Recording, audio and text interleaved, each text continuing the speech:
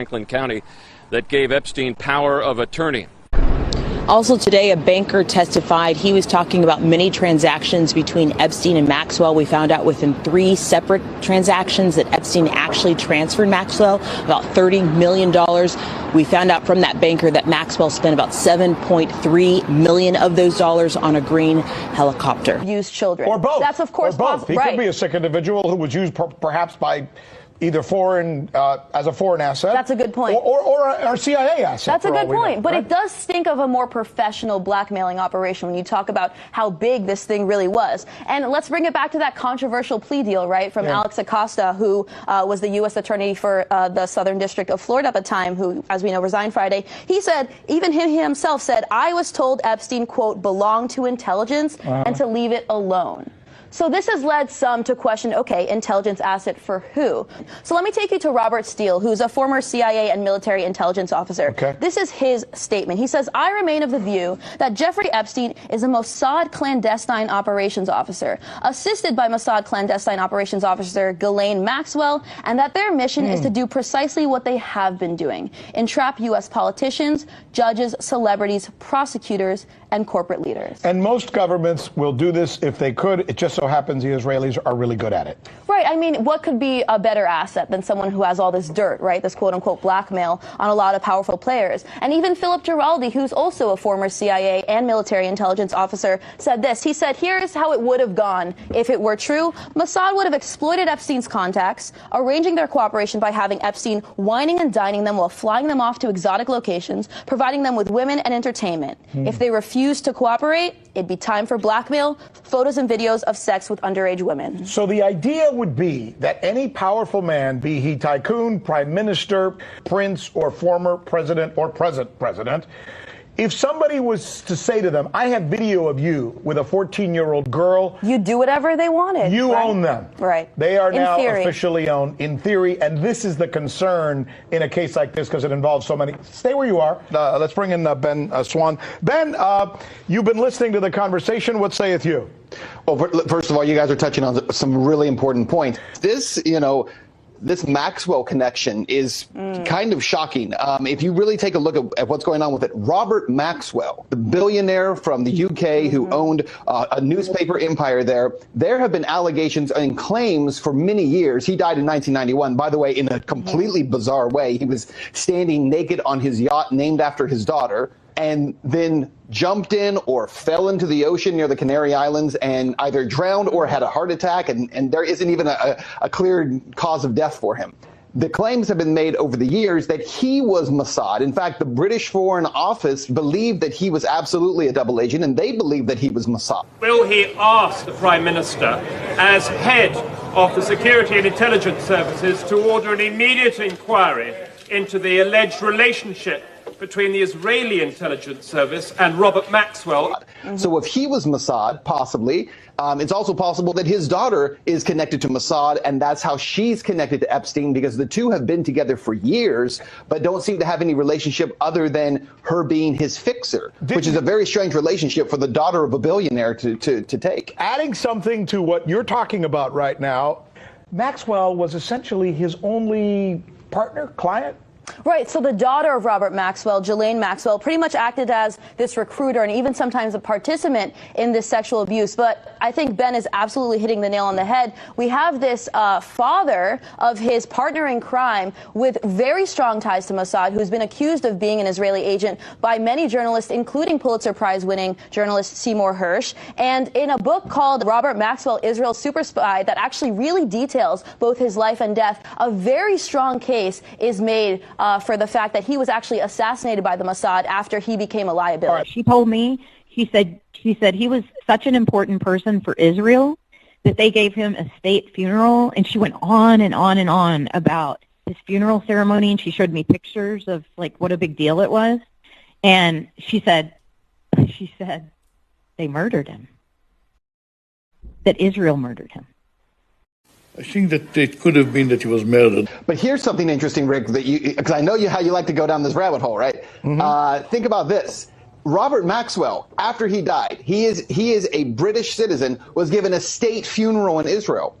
The prime minister got up and said that he had done much more for Israel than anyone could ever know this day during his eulogies. He was then buried with full Israeli state honors on the Mount of Olives, buried by the president and the prime minister of Israel, and no less than 7 serving or former heads of the Mossad. So it's quite clear that Robert Maxwell did perform what the president of Israel called at the funeral extraordinary service for Israel. Of course, exactly what that service was buried with him on the Mount of Olives. Question now, Rick, was Ghislaine Maxwell very like her father indeed? Was she performing an extraordinary service? And if so, by whom? Robert Maxwell was clearly tied in ways to the state of Israel that go far beyond what the average person would be, even the average billionaire. He was connected very, very heavily to that. And Robert Maxwell was the spy master, or at least the spy that Ari Ben-Menashe was handling. And if you talk about famous spies in Israel's history or any history, Ari Ben-Menashe's guy, Robert Maxwell, was about the biggest as you can get. He was a famous British publisher. He ran the Daily Mirror.